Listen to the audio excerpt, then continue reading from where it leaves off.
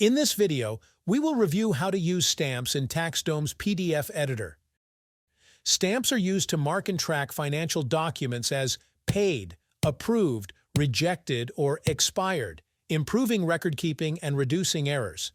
TaxDome's PDF editor allows you to apply stamps to your documents easily. Our PDF editor has several pre-designed stamps, but you can also create your own. To use stamps, click on any document, and you will enter the PDF editor. Press the arrow next to the image icon, then click Stamp. Click one of the available stamps or create a new one. Let's go with that second option. Click on Custom Stamp, type the text, select the color, select whether you want the date and time to appear, and press the Create Stamp button.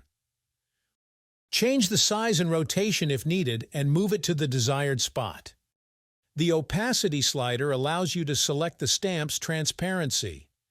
In the top left corner of the editor, you can click on the percentage number and then drag the slider to increase or decrease the stamp's opacity. Additionally, you can save it for the rest of the firm to use by pressing this button.